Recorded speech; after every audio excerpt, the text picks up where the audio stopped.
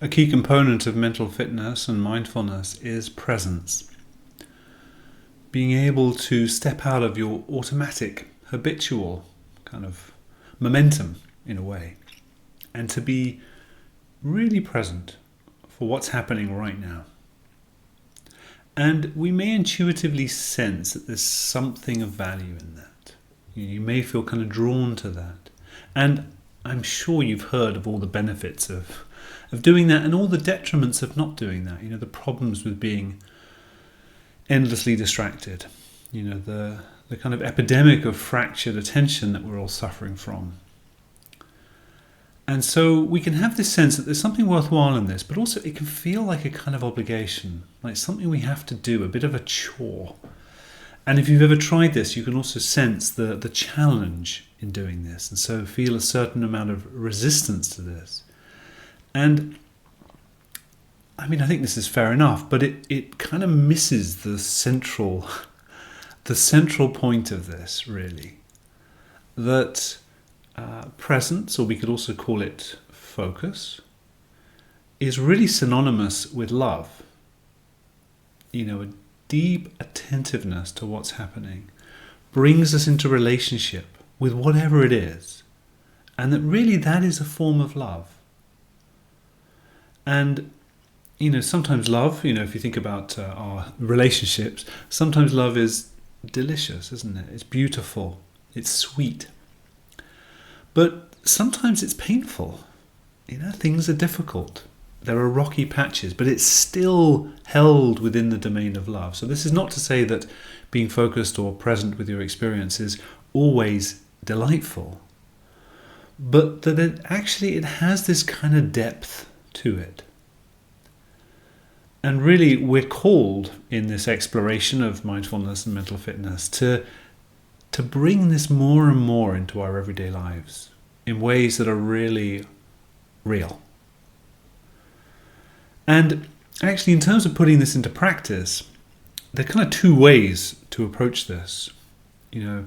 Often the attractive one is to think of the little things we can do. And actually, these are very powerful. Little moments where we can pause. In one of the mental fitness programs I offer, we start with kind of 10 seconds, 30 seconds of little practices where you can touch into your senses in a way that is really helpful and meaningful. And for many, this is attractive because it's easier, or it seems to be easier from a time perspective, right? It doesn't take so long.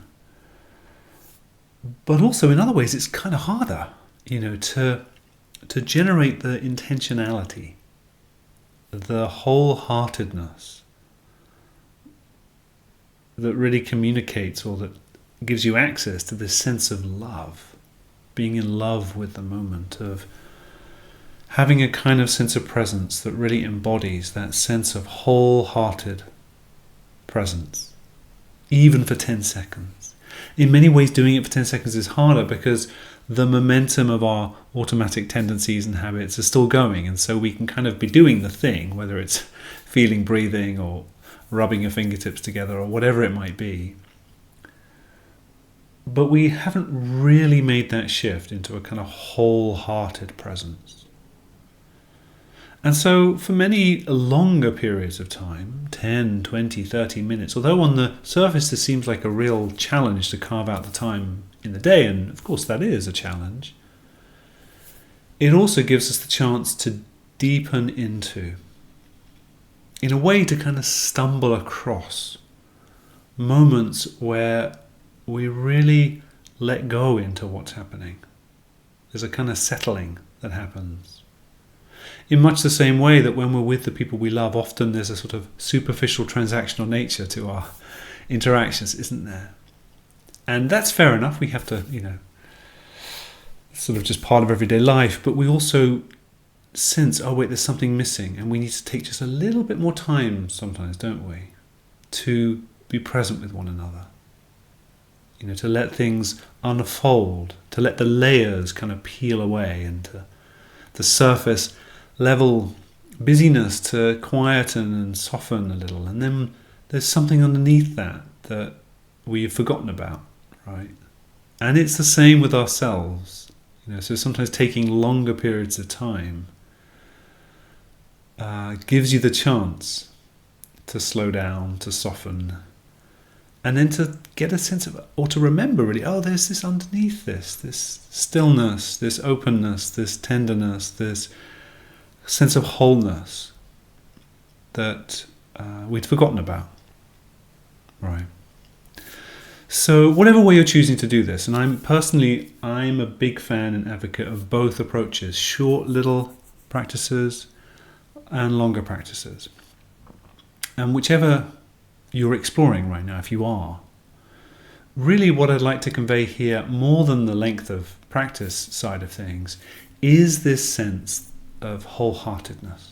Really to equate this with love, more than an idea like attention, and even the word focus, which lacks that heartfulness and the sense of meaningfulness that a word like love really conveys.